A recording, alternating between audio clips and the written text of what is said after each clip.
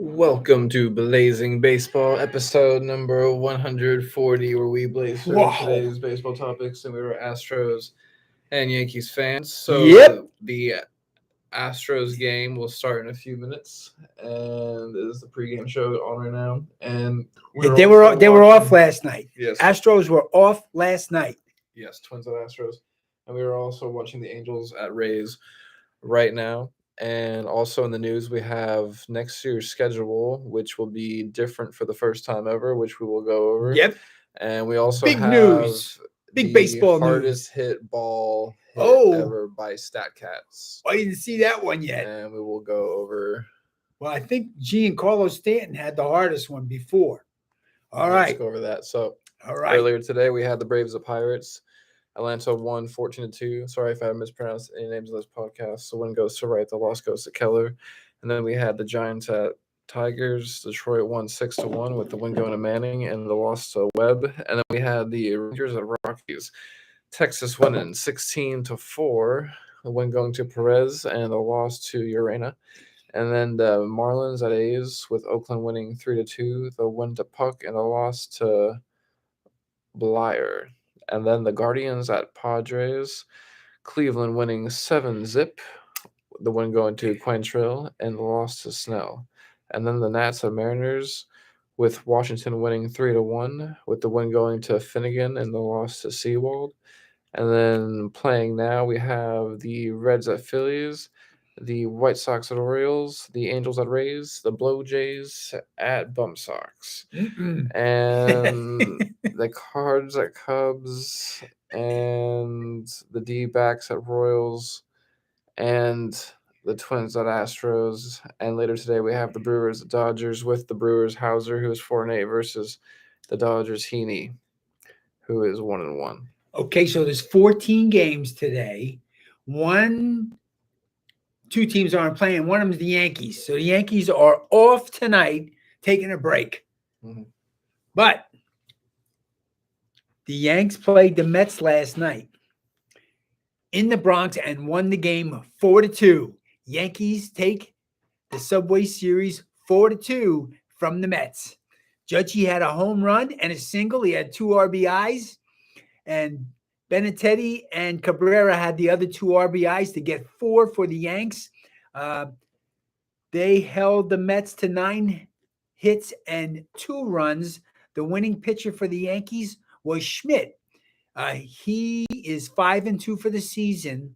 He came in relief. The starting pitcher, Montes, pitched pretty well. He pitched better than he did the other outings since the trade. He pitched 5 2/3 innings. He gave up 6 hits and 2 earned runs, but he had 6 strikeouts, and he got his earned run average down to 3.84. Schmidt, who got the win with 3 innings of pitching, is 5-2 for the season, and his earned run average is 2.18. And Peralta got the save, his second save of the season, and his earned run average is 2.44. He pitched the 9th inning. The losing pitcher was Rodriguez. He's 0-3, and his earned run average is 5.11 for the Mets. There were 49,217 screaming fans in New York's Bronx that cheered the Yankees on to the victory over the Mets. Yankees are in first place in the AL East. They're 76-48. The Mets are first place in the National League East, and they're 79-46 for the season. So it was a good series. Yankees snap back, and they're off today. But tonight, the Twins are back in town to see the Astros. Yeah, so pitching for the Astros, we have Framber Valdez, who is a left-handed pitcher with a 2.72 ERA. Yeah. And then pitching for the Twins is Bundy, and he has a 4.6 ERA. And then up first for the Twins is Polanco at second base, batting 236. And then Correa at shortstop, batting 269. And then Miranda at first base, batting 280. And then Urshela at third base, batting 266. And then Reyes at DH, batting 324. And then Lestino at center field betting 255, and then Beckham at left field betting .091, and then Kepler at right field betting 230, and then Leon at catcher betting 150. And then up first for the Astros is Altuve at second base betting 278, and then Gurriel at first base betting 248, Yuli. and then Alvarez at DH betting 296. Oh, yeah. And then Bregman at third base betting 266, and then Tucker at right field betting 260, and then Mancini at left field betting 263, and then Pena at shortstop betting 249, and then Chazzy Fizz McCormick at center field betting 240, Chatty Fizz. and then Maldonado at catcher betting 179. The defensive catcher. All right. Got a good game starting. Now we're in the top of the first. Top of the first inning at Minute Maid Park. Okay. We'll come back to that. You want to check the standings or you want to talk about the new schedule? Yeah, we'll go over the schedule. In the AL East, we have the Yanks 8 games over the Rays. In the AL Central, the Guardians are 3 games over the Twins. In the AL West, the Astros are 11.5 games over the Mariners. In the NL East, the Mets are 1.5 games over the Braves. In the NL Central, the Cards are 5.5 games over the Brewers. And in the NL West, the Dodgers are 18.5 games over the Padres. So there's 3 wild card teams this year. So 3 teams. We're going to start later in the week. We'll start tracking who's winning the division and who are the wild card contenders, because I think that's where you're going to see a lot of stiff competition. Mm-hmm. Yep. All right.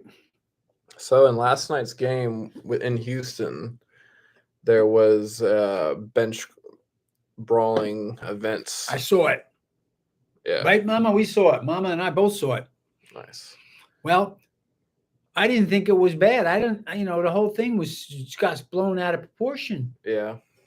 Because Altuve got hit. Mm-hmm. Right? He got a little ding. Wasn't bad. And he ran to first base and he said something to the pitcher, and the pitcher got all bent up and started yelling at Altuve, and they had words, and then the benches cleared. So it wasn't really a big deal. And then, but what happened was the manager had to replace the pitcher, Sanchez. Because the pitching coach came out. Yeah, because onto the mound. Onto the mound. And once he went to the mound, that was the second visit, and they had to yank the pitcher. Yep. And so then they had to throw out the manager because he started arguing, saying no.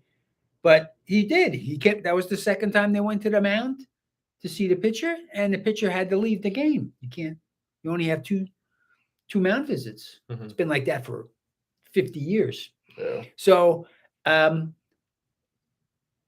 the Astros didn't do anything wrong that I could tell. Yeah, that's good to hear. I Yeah. didn't watch it. Yeah, we saw it. I just read about it, so Yeah. I was just interested in the whole thing. Yeah. I'm hoping for probably a John Boy breakdown. Yeah. Probably will happen, or they'll do something funny. I'll watch either one of those. But the Astros prevailed. So there you go. That's good. Yep. It's better. Yes. So according to Jesse Rogers of ESPN, all 30 Major League Baseball teams to play one another in a season for first time in 2023. So that's pretty cool. Interleague baseball Have at its finest.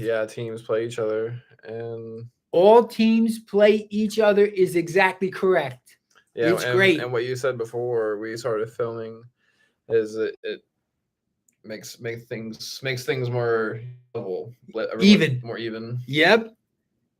Even Steven, across the board, 30 teams play each other. If they're in the same city, like New York with the Mets and the Yankees, or the Dodgers in LA, or the Cubbies in Chicago against the White Sox, they're going to play 4 games, 2 in each stadium. But if it's a regular, distance team, they play 3 games. That's it. But they're going to play everybody. It's beautiful. It's fantastic for the fans. They get to see every team.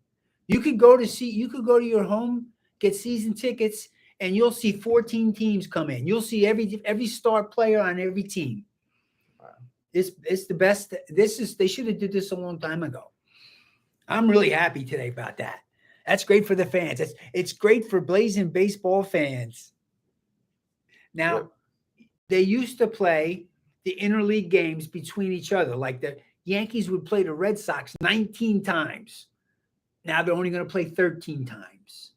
So they're going to play the other teams, which is better. Yeah. I got tired of seeing 19 times playing the same team during this season. Mm-hmm. So this is going to be way better. Definitely. It's more exciting.